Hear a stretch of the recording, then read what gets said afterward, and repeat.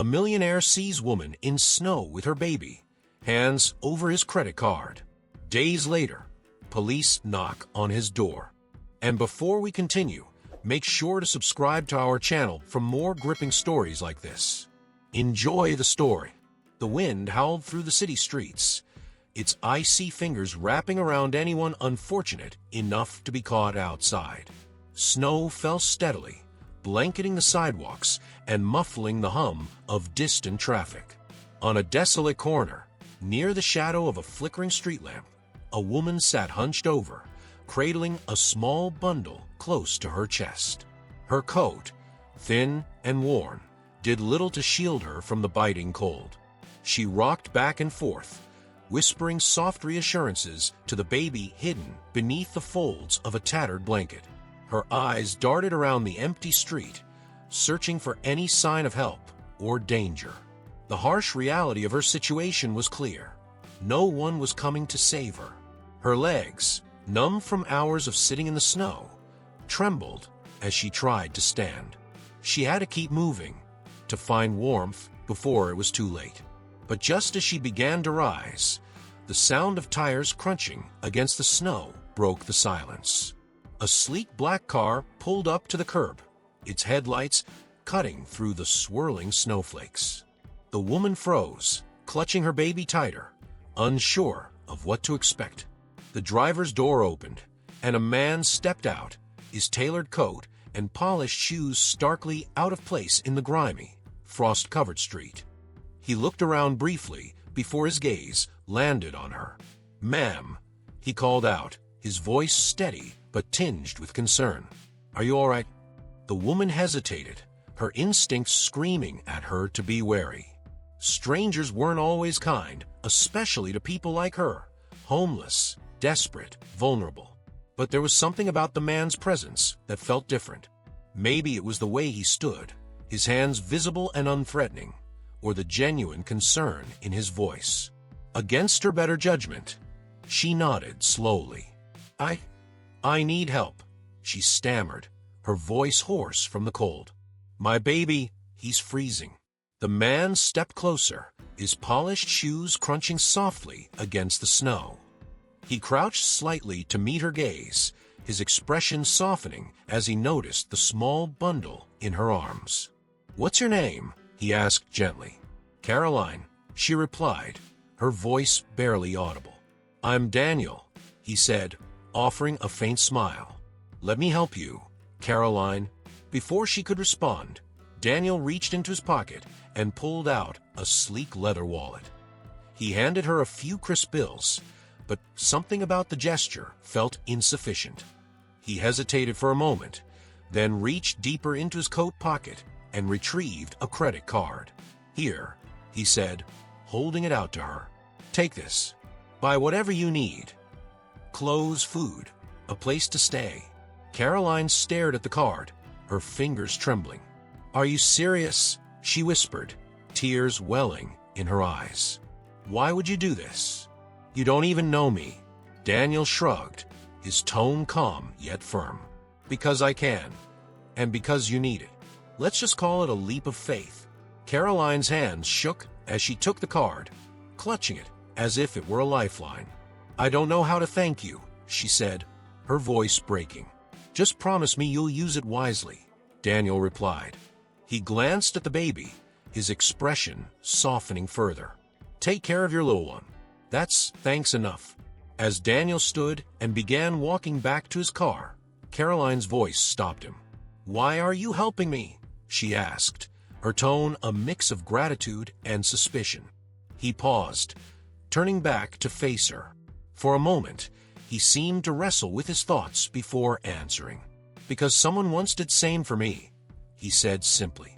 Then, without another word, he climbed into his car and drove off, the taillights disappearing into the snowy night. Caroline stared at the card in her hand, her mind racing. It felt surreal, like a lifeline tossed to her in the middle of a storm. She knew she had to make it count. Gathering her strength, she rose to her feet, the baby stirring slightly in her arms. Her first stop was a small diner a few blocks away. The warmth hit her like a wave as she stepped inside, and for the first time in hours, she felt her body begin to thaw. "Can I help you?" the waitress asked, her tone cautious but not unkind. "Just a coffee, please," Caroline replied, her voice still shaky. "And something small for my baby."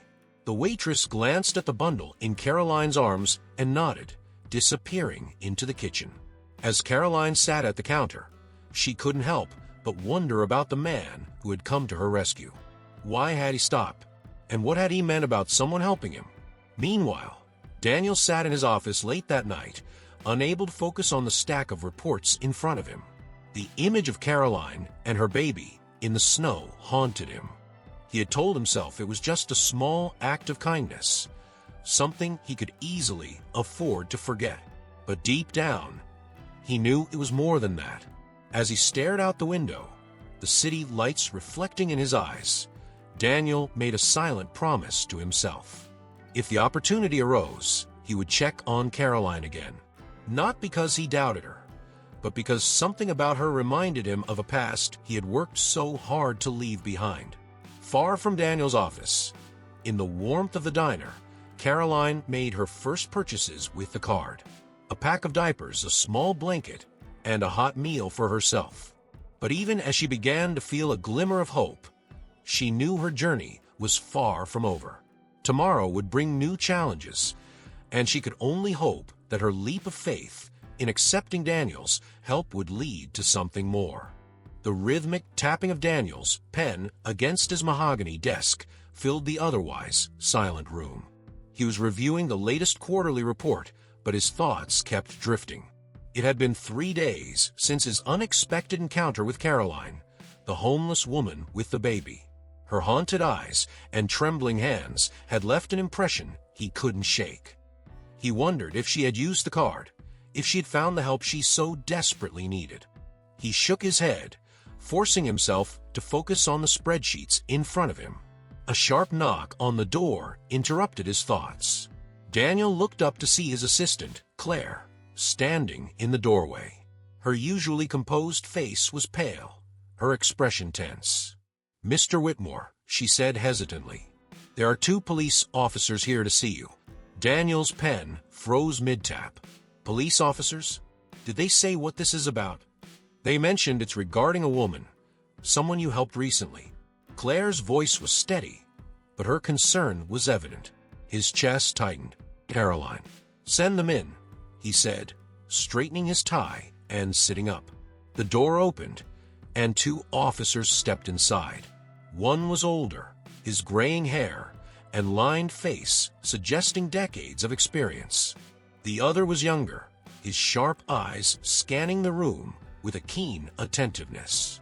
"Mr. Whitmore," the older officer began, extending a hand. "I'm Detective Harris, and this is my partner, Officer Bennett.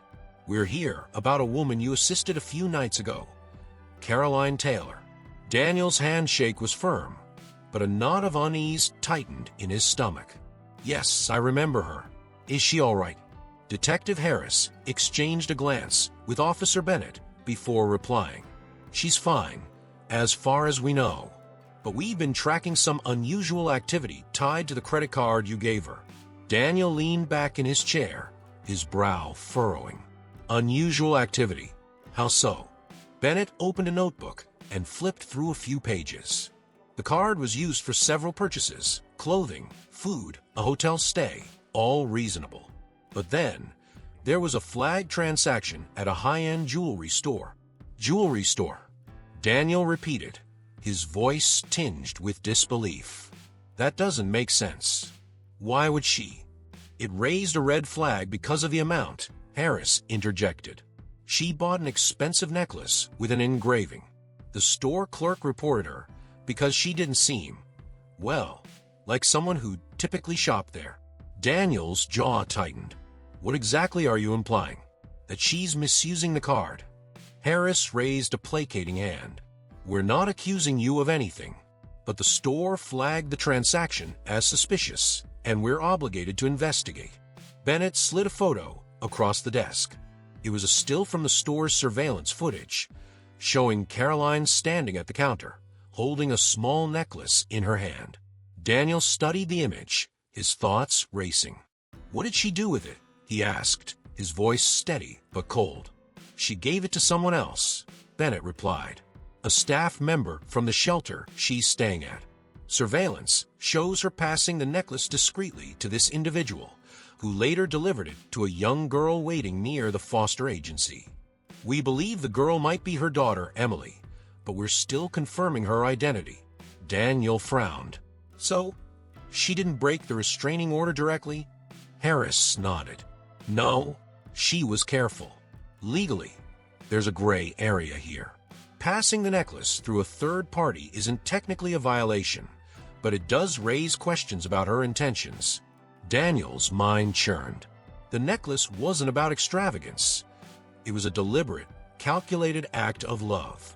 Caroline had risked everything to send her daughter a message, even within the constraints of the law. Later that evening, Daniel sat in his office, unable to focus on the stack of reports in front of him. The image of Caroline and her baby in the snow haunted him. He had told himself it was just a small act of kindness, something he could easily afford to forget. But deep down, he knew it was more than that. As he stared out the window, the city lights reflecting in his eyes, Daniel made a silent promise to himself. If the opportunity arose, he would check on Caroline again. Not because he doubted her, but because something about her reminded him of a past he had worked so hard to leave behind. The morning was bleak, with a gray sky hanging low over the city. Daniel sat at his desk, nursing a lukewarm cup of coffee, his thoughts consumed by the photograph of Caroline at the jewelry store. He couldn't shake the image of the necklace, its engraving, for Emily, a quiet cry of love from a mother to her child. Victor, the private investigator, had promised updates within 48 hours, but Daniel wasn't a man who liked to wait. As the hours crawled by, Daniel decided to take matters into his own hands. He dialed Victor's number, his impatience barely masked. "Victor, tell me you have something," Daniel said the moment the line connected. Victor's voice was calm, as always. "I do. Caroline Taylor is a complicated case. She's been homeless for about a year, but her history before that is turbulent. And yes, there is a connection to a girl named Emily." Daniel straightened in his chair. "What did you find?" Victor sighed, the weight of the story evident in his tone. "Caroline lost custody of Emily 3 years ago. It seems her ex-partner, Ryan Taylor, used her struggles against her. Addiction, mental health issues, financial instability. He painted a picture of an unfit mother, and the courts sided with him." Daniel clenched his fist. "And Ryan, where is he now?" "That's where it gets interesting," Victor continued. "Ryan passed away a year ago in an accident. Emily was placed into foster care shortly after.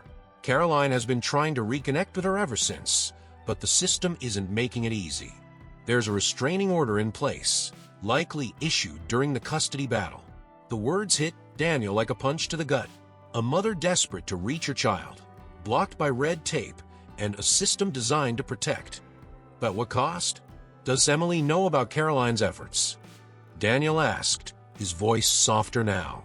"Unclear," Victor replied. "But I did find the foster family she's staying with. They seem decent. The girl has some stability there. But what?" Daniel pressed.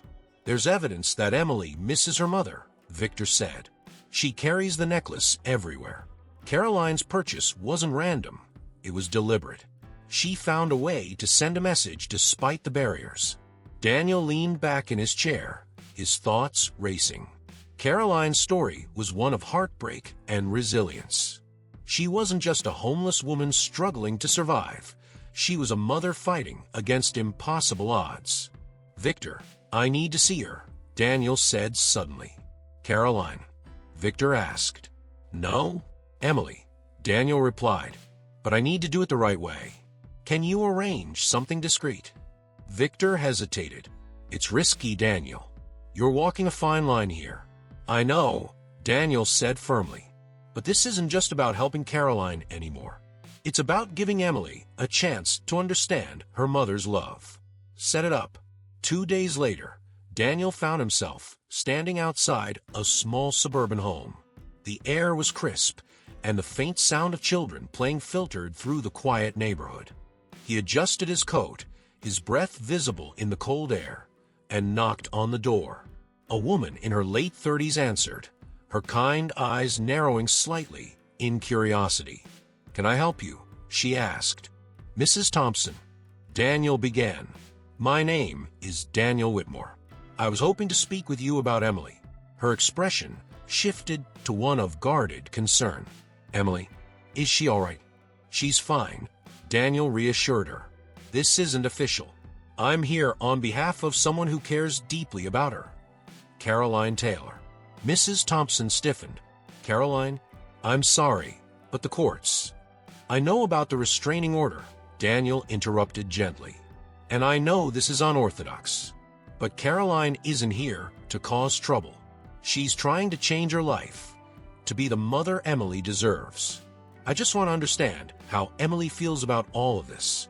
Mrs. Thompson sighed, stepping aside to let Daniel in. The living room was warm and inviting, filled with the faint aroma of baked cookies.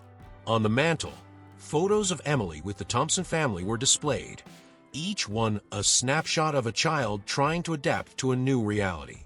"Emily is a sweet girl," Mrs. Thompson said, motioning for Daniel to sit. "She's been through so much, but she's resilient. She doesn't talk about her mother much, but when she does—" She paused, her voice softening. "It's clear she misses her." Daniel nodded, his eyes lingering on a photo of Emily holding the engraved necklace. "Has she ever mentioned the necklace?" Mrs. Thompson smiled faintly. "She says it's her treasure. She keeps it under her pillow at night. I asked her once why it was so special, and she said, 'Because it reminds me that I'm not forgotten.'" The words sent a chill through Daniel. Caroline's act of love had reached its intended target, even if she didn't know it. As they spoke, the sound of footsteps echoed down the hallway. A moment later, Emily appeared, her small frame wrapped in a cozy sweater. She froze when she saw Daniel, her wide eyes flickering with curiosity. "Emily," Mrs. Thompson said gently, "this is Mr. Whitmore. He's here to talk about your necklace."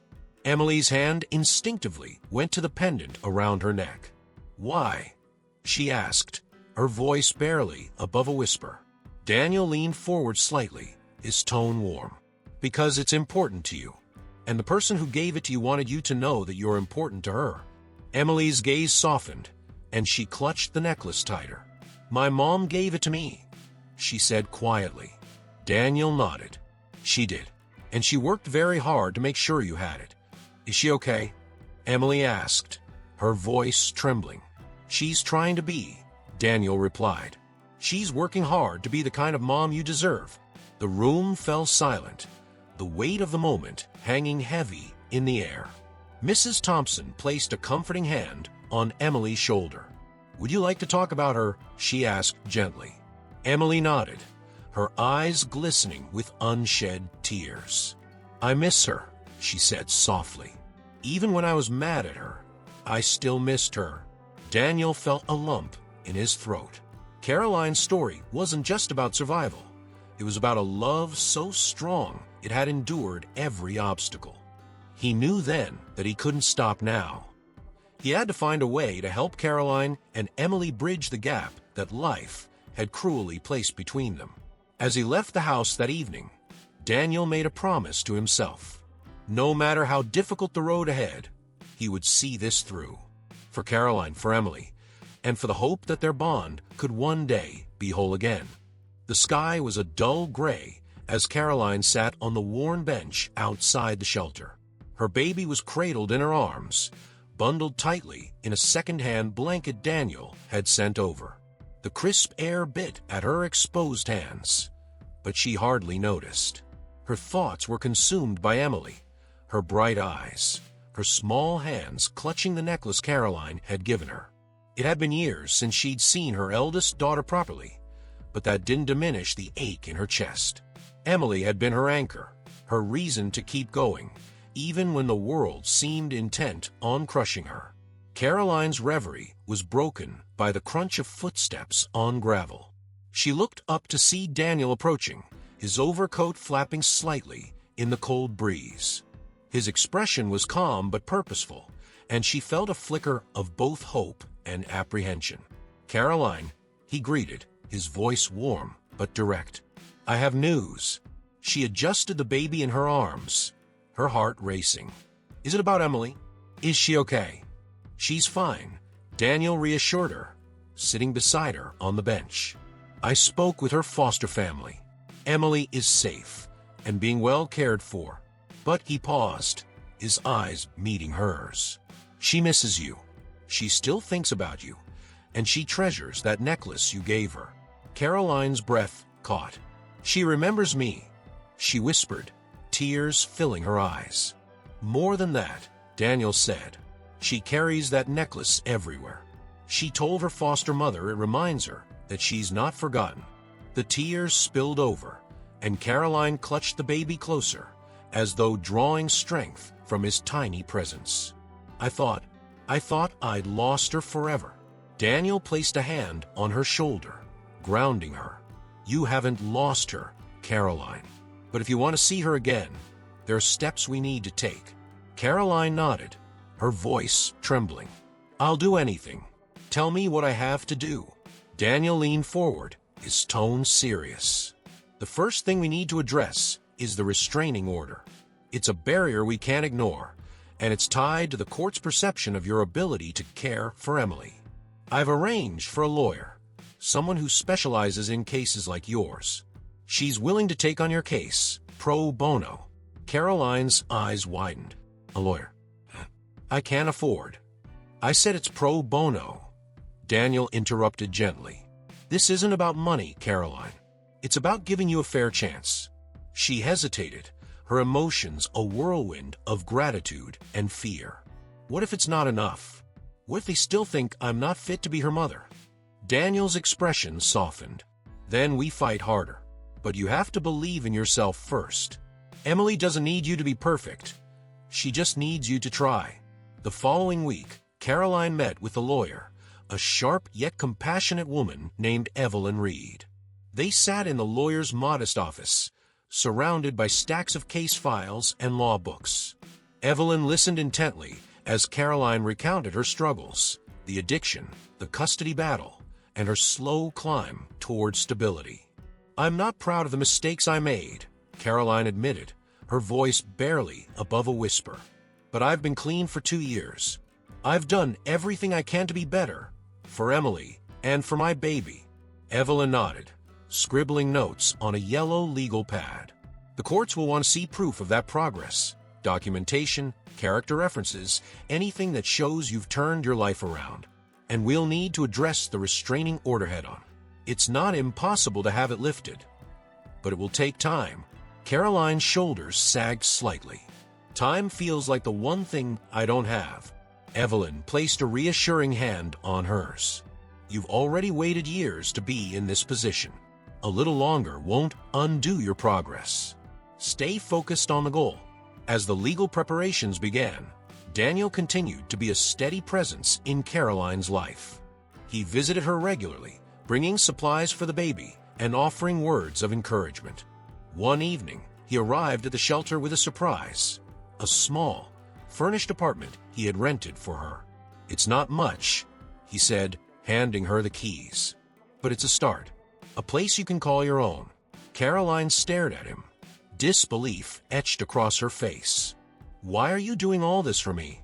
Daniel's answer was simple: "Because someone once gave me a second chance. Now, I'm paying it forward." The apartment was modest but warm, with clean carpets, a functioning heater, and a kitchen stocked with essentials. Caroline's baby gurgled happily as she placed him in the crib Daniel had provided. For the first time in years, she allowed herself to hope that things might actually get better. Despite the progress, Caroline's journey was far from smooth. One afternoon, as she sat in her apartment going over paperwork with Evelyn, she received an unexpected knock at the door. When she opened it, she was met with the piercing gaze of Mrs. Harper, Emily's caseworker. "Caroline," Mrs. Harper said, her tone professional yet not unkind. "I've been informed about your efforts to reconnect with Emily. I'd like to speak with you about what that entails." Caroline's throat tightened. "Of course. Please, come in." As they sat at the small kitchen table, Mrs. Harper explained the conditions that would need to be met for Caroline to even have a supervised visit with Emily. Stable housing, consistent employment, and continued participation in therapy were just the beginning. "I understand you've made progress," Mrs. Harper said, "but you need to prove that this progress is sustainable. Emily has been through enough upheaval. If we reintroduce you into her life, it has to be with the assurance that it's the right decision." Caroline nodded, her resolve firm. "I'll do whatever it takes. I just want a chance to see my daughter." Mrs. Harper studied her for a moment before standing. "We'll be in touch. Keep working with your lawyer. And remember, this isn't just about you.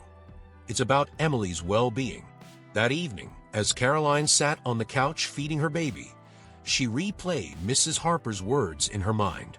It wasn't just about her desire to see Emily. It was about proving that she could provide a stable, loving environment for both of her children. Daniel called later to check in, his voice calm as always. "How are you holding up?" he asked. "I'm scared," Caroline admitted, "but I'm also determined. I'll do whatever it takes to bring my family back together."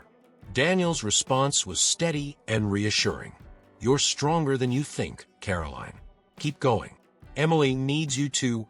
As she hung up the phone, Caroline looked around her modest apartment, the walls now adorned with small drawings Emily had made years ago. She traced the edges of one with her finger, a tiny bird perched on a branch. It was a symbol of hope, of resilience, and it reminded her that no matter how hard the road ahead, she wasn't walking it alone. The soft hum of the car engine was the only sound as Caroline stared out the window, clutching the small stuffed bear she had brought for Emily. Her heart pounded in her chest as the car turned onto the street where the visitation center was located. It had been years since she'd last seen Emily up close, and the thought of facing her daughter again filled her with a mixture of hope and dread. Sitting beside her in the back seat was Daniel, his calm presence a steadying force. He glanced at Caroline and offered her a reassuring smile. "You've got this," he said quietly. "Just be yourself. That's all Emily needs." Caroline nodded, though her hands continued to tremble. "What if she doesn't want to see me?" she whispered. "What if she hates me for everything that happened?" "She doesn't hate you," Daniel replied firmly. "She misses you. And this is the first step to rebuilding what you've both lost." As they arrived at the visitation center, Caroline's nerves reached a fever pitch. The building was plain and unassuming, its beige exterior doing little to calm her anxiety.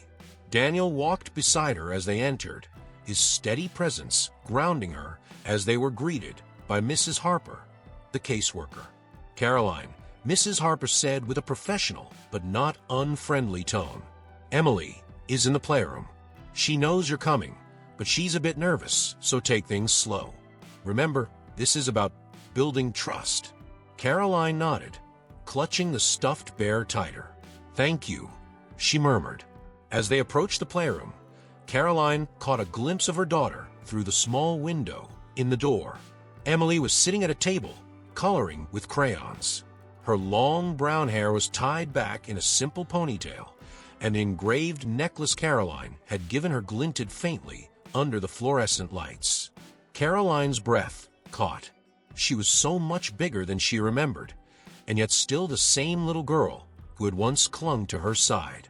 The door opened, and Emily looked up. Her wide eyes locked onto Caroline, and for a moment, time seemed to stand still. Caroline hesitated, unsure of what to do or say, but then Emily spoke first. "Hi," she said softly, her voice barely above a whisper. Caroline's heart broke and mended all at once. She took a tentative step forward, her voice trembling. "Hi, sweetheart." Emily's gaze flickered to the stuffed bear in Caroline's hands. Is that for me? Caroline nodded quickly, kneeling down to her daughter's level. It is. I saw it and thought of you. Do you still like bears? Emily's lips twitched into the faintest smile. Yeah, I still like them. Caroline handed her the bear, her hands trembling slightly. Emily took it and hugged it to her chest, her small frame seeming even smaller in the oversized chair. Thank you, Emily said quietly. The awkward silence that followed was heavy, but Caroline forced herself to push through. She sat down across from Emily, her voice soft and hesitant. What are you coloring? Emily hesitated, then slid the page across the table. It was a drawing of a house with a big tree in the front yard. It's the house I used to live in, she said. The one we had before. Her voice trailed off, and Caroline's chest tightened. Before everything changed, she finished gently. I remember that house. You loved climbing that tree in the front yard. You were so brave, much braver than I ever was. Emily looked up, her expression uncertain. Do you remember the swing Dad put on the tree? I do, Caroline said, her voice thick with emotion. You used to swing so high. I thought you were going to touch the clouds. Emily's small smile returned, and for the first time, Caroline felt a tiny crack in the wall that had grown between them. As the visit went on, Caroline let Emily take the lead, answering her questions and sharing small memories. Emily's guard began to lower, and the tension in the room eased. At one point, Emily pulled out the necklace from under her shirt and held up. Do you remember this? She asked. Caroline's eyes filled with tears. Of course I do. I bought it for you because I wanted you to always know that you're loved, no matter what.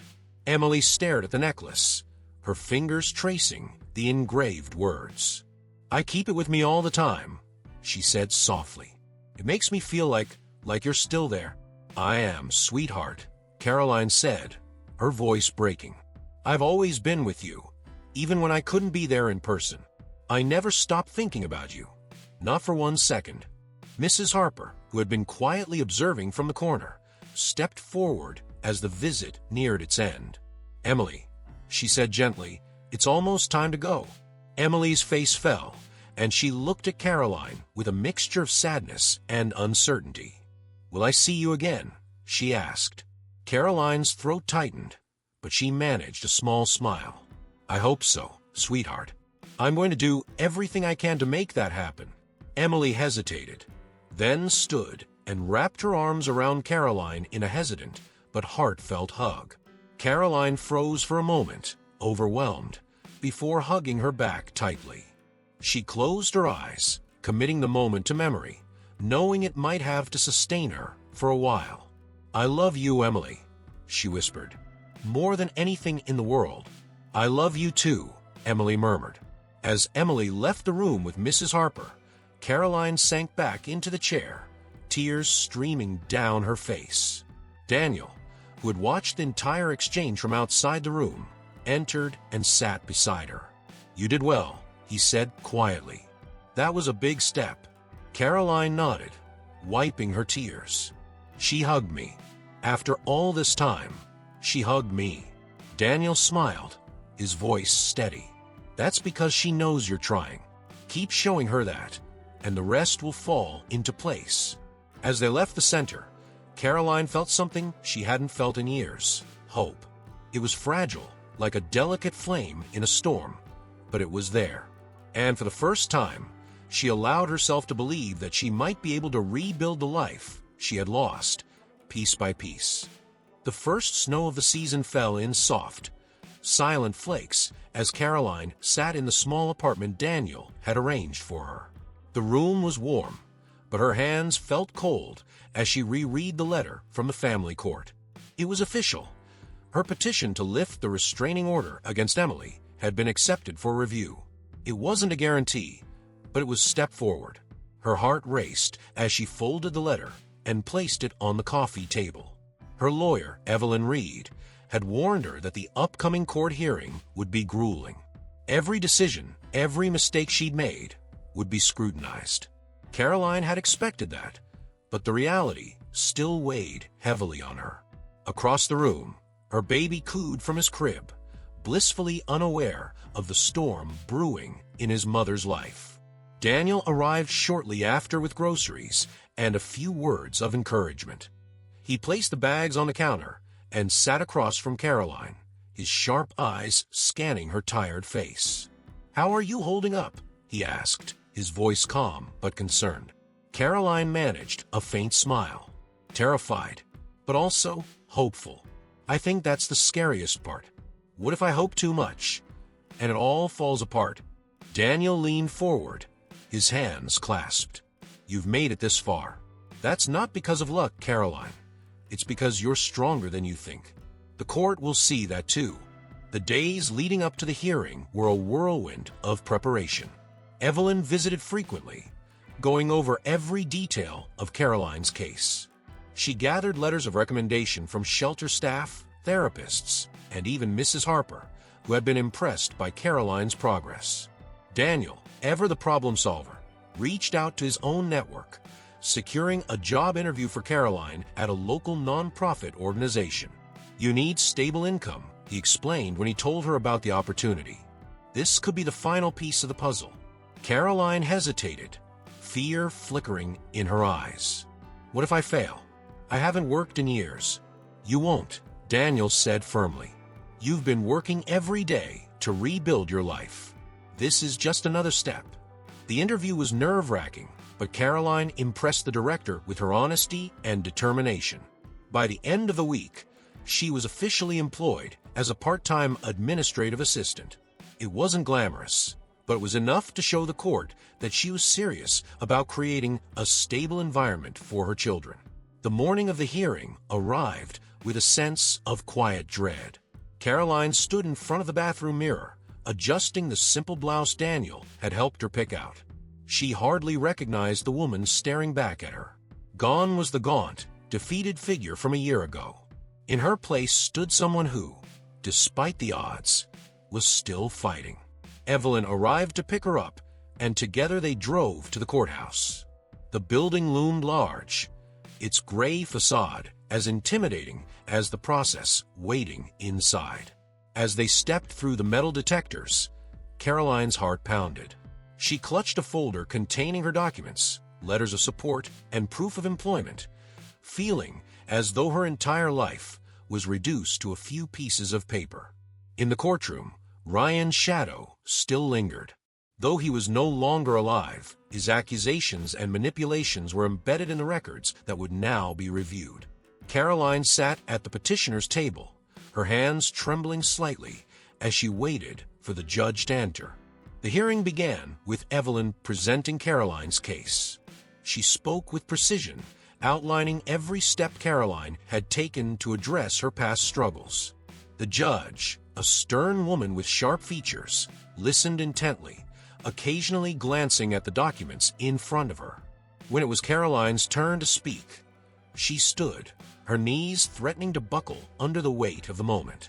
But then she glanced at the small framed photo she brought with her, Emily, smiling brightly in the park they used to visit. The sight of her daughter's face gave her strength. "Your Honor," Caroline began, her voice trembling but clear, "I'm not here to make excuses for my past. I made mistakes that cost me my daughter, but I've worked hard to change. I've been sober for 2 years. I have stable housing, a job, and a support system that believes in me.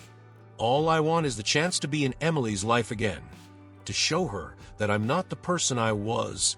Her words hung in the air, and for a moment, the courtroom was silent. Then the judge spoke, her tone measured, but not unkind. "Miss Taylor, the court appreciates the progress you've made. However, this is a sensitive matter. Emily's well-being is our top priority. Are you prepared to comply with any conditions the court may impose?" "Yes," Caroline said without hesitation. "I'll do whatever it takes." The judge nodded and turned her attention to Mrs. Harper, who had been called as a witness. The caseworker's testimony was crucial, and Caroline held her breath as Mrs. Harper took the stand. "Ms. Harper," the judge began, "you've observed Ms. Taylor's progress. In your professional opinion, is she ready to re-enter her daughter's life?" Mrs. Harper glanced at Caroline, then back at the judge. "Your Honor, I've been in this field for over 20 years. I've seen parents make empty promises, and I've seen genuine transformations. Caroline Taylor has shown me the latter. She's taken every step I've asked of her and more. I believe she deserves this chance." Caroline exhaled, tears pooling in her eyes. Mrs. Harper's support felt like a lifeline, pulling her closer to the future she so desperately wanted. After hours of deliberation, the judge finally delivered her decision. The restraining order would be lifted under the condition that Caroline continue her therapy, maintain stable employment, and participate in supervised visits with Emily for the next 6 months. Caroline's knees buckled as relief washed over her. Evelyn steadied her, whispering, "You did it." Daniel met her outside the courtroom, his smile warm and genuine. "I told you," he said simply. "You're stronger than you think." As they walked out into the crisp winter air, Caroline felt the weight of the world begin to lift. The road ahead was still long, but for the first time, it felt like a road she could travel. Emily wasn't out of reach anymore. She was just a little closer, and that was enough. The cold air nipped at Caroline's cheeks as she stepped out of the visitation center. Her breath formed soft clouds in the crisp winter air, but her heart felt warmer than it had in years. Today marked the beginning of her supervised visits with Emily, and although it wasn't a reunion she had dreamed of, it was a step closer to rebuilding the bond she had once lost. Daniel waited by his car, watching as Caroline approached. His calm expression was a comforting constant in the whirlwind of her life. He opened the passenger door for her, and she slid inside, clutching a bag filled with small gifts for Emily, a coloring book, markers, and a scarf she had knitted herself over the past few weeks. "You ready for this?" Daniel asked, his voice steady but kind. "I think so," Caroline replied, her hands trembling slightly as she adjusted the bag on her lap. "I've thought about this day for so long, but now that it's here, I don't know what to say to her." "Just be honest," Daniel said. "Emily doesn't need perfection. She just needs you." The drive to the visitation center was quiet, both of them lost in their own thoughts. When they arrived, Caroline's nerves peaked. The building loomed before her, its nondescript facade giving no indication of the life-changing moments that took place inside. Daniel walked beside her, his presence grounding her as they stepped through the glass doors. Mrs. Harper was waiting for them in the lobby. She greeted Caroline with a professional but warm smile, her clipboard tucked under one arm. "Caroline," she said, "Emily's already in the playroom. She knows you're coming, and she's excited. Just take things slow. Let her set the pace." Caroline nodded, her chest tightening with a mix of anxiety and hope. "Thank you, Mrs. Harper. I'll do my best." As they approached the playroom, Caroline peered through the window. Emily sat at a small table, her head bent over a coloring book. The sight of her daughter, so focused, so calm, made Caroline's throat tighten. She hadn't seen Emily this close in years, and the reality of the moment was almost overwhelming. The door creaked softly as Caroline entered. Emily looked up, her wide eyes locking onto her mother's. For a moment, neither of them moved, the weight of the moment hanging heavy in the air. Then Emily smiled, a small, tentative smile that sent a surge of emotion through Caroline. "Hi, Emily," Caroline said, her voice trembling. "It's so good to see you." "Hi," Emily replied, her voice soft but steady. Caroline set the bag of gifts on the table and knelt beside her daughter. "I brought you something," she said, pulling out the coloring book and markers. "I thought maybe we could color together." Emily's eyes lit up as she reached for the markers. "I love coloring," she said, her tone brighter now. Caroline smiled, her heart swelling with relief. I remember. You used to draw the most beautiful pictures. Do you still like to draw birds? Emily nodded enthusiastically. I drew one yesterday. Want to see? Of course, Caroline said, her voice filled with genuine excitement. Emily flipped through the pages of her coloring book, stopping at a carefully sketched bird perched on a tree branch. Caroline's breath caught. It was almost identical to the drawings Emily had made as a child. It's beautiful, Caroline said, her voice thick with emotion. You've gotten even better. For the next hour, they colored together, their conversation flowing more naturally as the initial tension faded. Emily shared stories about her school and her foster family, and Caroline listened intently, savoring every word. She laughed when Emily described a funny moment with her classmates and nodded thoughtfully when Emily talked about her favorite teacher. Do you miss school? Emily asked suddenly, looking up from her drawing. Caroline hesitated, unsure how to answer. I didn't finish school, she admitted, but I've been learning a lot lately. About myself, about how to be a better mom. And one day, I'd like to go back and finish. Emily considered this for a moment before nodding. That's good. I think it's important to learn. Caroline smiled, her heart aching with pride. You're absolutely right. As the visit neared its end, Mrs. Harper entered the room to remind them of the time.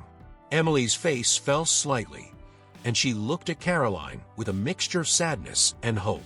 Will you come back? Emily asked, her voice small but steady. Caroline reached across the table and gently held her daughter's hand. Yes, sweetheart. I'll be here every chance I get. I promise. Emily nodded, her grip tightening on Caroline's hand. I'm glad you came. Caroline swallowed hard, her emotions threatening to overwhelm her. Me too, Emily. Me too. Before she left, Emily hugged her tightly, her small arms wrapping around Caroline's waist. It was a moment Caroline had dreamed of for so long, and she held onto it as if it might disappear. Outside the visitation center, Caroline leaned against Daniel's car, wiping tears from her cheeks. Daniel stood beside her, his hands in his coat pockets. You did great, he said simply. She hugged me, Caroline whispered, her voice thick with emotion. She really hugged me. Daniel smiled. That's because she sees how much you're trying. Keep showing her that, and the rest will follow. Caroline nodded, her resolve strengthening. The road ahead was still long, but this moment, this fragile, beautiful reunion, was proof that it was worth every step. The winter sun cast a soft glow over the city as Caroline stood at the window of her apartment, cradling a steaming cup of tea in her hands. The past few months had been a whirlwind of emotions, challenges, and growth. Her supervised visits with Emily had become the highlight of her week, each one bringing them closer together. For the first time in years, Caroline felt like she had a purpose again, a future to work toward.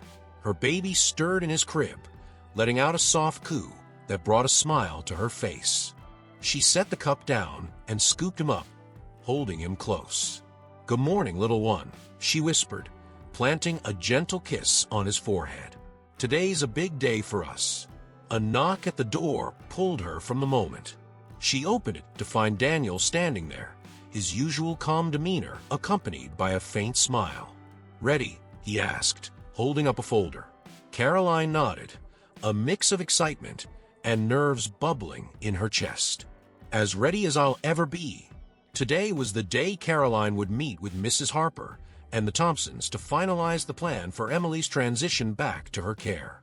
It wasn't guaranteed. The decision would depend on ongoing evaluations, but just being at this stage felt like a monumental achievement.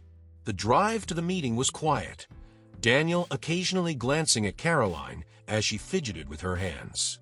You've done everything they asked, he said, breaking the silence. You've shown them you're ready. Caroline gave him a small smile. I know. It's just hard to believe this is actually happening.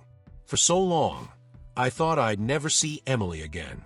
And now, there's a chance she might come home. Daniel nodded, his expression thoughtful. That chance exists because of you. You fought for this, Caroline. Don't forget that. When they arrived at the office, Mrs. Harper greeted them warmly. She led them to a small conference room where the Thompsons were already seated. Emily was with them, her wide eyes lighting up when she saw Caroline. "Hi, Mom," Emily said, running over to give Caroline a hug. Caroline knelt to embrace her, tears welling in her eyes. "Hi, sweetheart. I've missed you." The warmth of the moment was short-lived as the meeting began.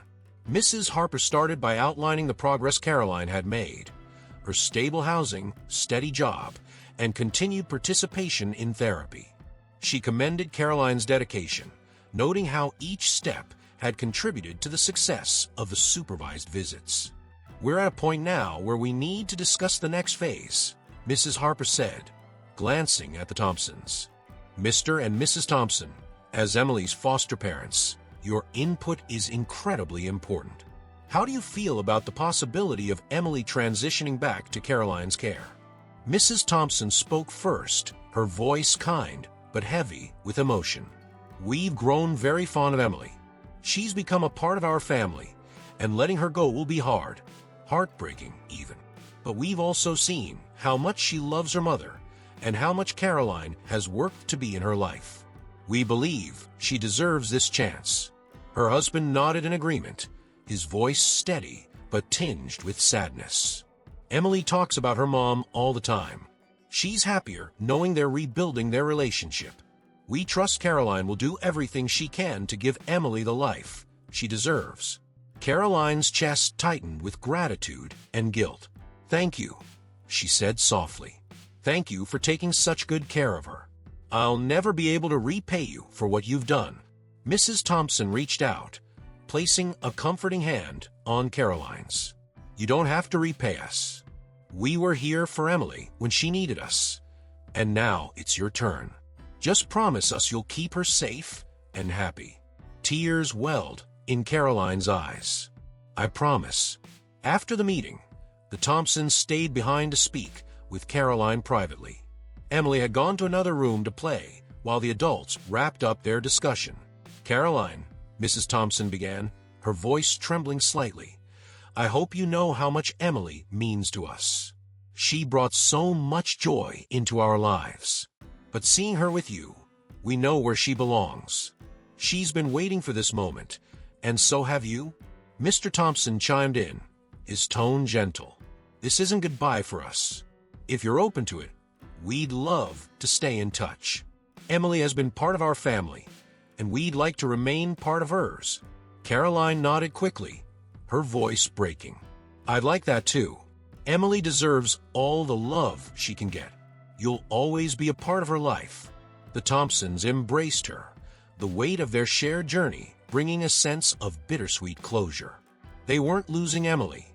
They were simply letting her go to where she was meant to be.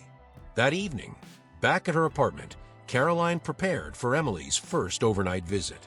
She cleaned every corner of the small space, ensuring it was perfect for her daughter.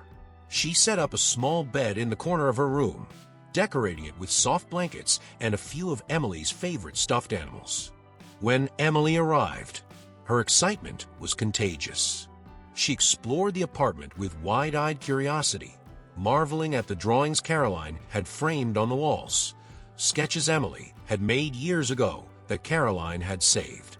"This is your home too now," Caroline said as Emily settled onto the bed. "I've been saving all these memories for when we could be together again." Emily hugged her mother tightly. "I love it here, Mom. It feels like home." The weekend was filled with laughter, stories, and small moments that Caroline would treasure forever. They cooked dinner together, Emily helping to stir the pot, while Caroline showed her how to make her favorite dish, spaghetti with meatballs. They played games, read books, and even spent an hour drawing together, Emily teaching Caroline how to sketch birds the way she did. But the most precious moment came on Sunday night, as Emily snuggled into her bed and looked up at Caroline. "Mom," she said sleepily, "I'm really happy. Thank you for trying so hard for me." Caroline sat on the edge of the bed, stroking Emily's hair.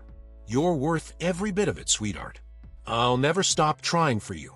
As the weekend came to an end, Caroline felt a bittersweet ache in her chest as she prepared to take Emily back to the Thompsons. But the sadness was tempered by hope. This wasn't goodbye. It was just the beginning of a new chapter. Daniel met her at the visitation center as she dropped Emily off. He could see the mixture of emotions on her face and offered her a reassuring smile. "You're doing it, Caroline," he said. One step at a time, Caroline nodded, a tear slipping down her cheek. "It's more than I ever thought I'd have, and it's all worth it." As she walked back to her car, Caroline felt the weight of her journey so far, but also the lightness of the future she was building. For the first time in years, she believed in herself. She believed in her family, and she believed in the possibility of a life filled with love and redemption. And now, I want to hear from you. Which part of this story touched your heart the most? Leave a comment and share your thoughts. And of course, if you enjoyed this story, don't forget to subscribe to our channel for more narratives like this. Each subscription helps us continue bringing exciting stories to you. Thank you for watching, and see you next time.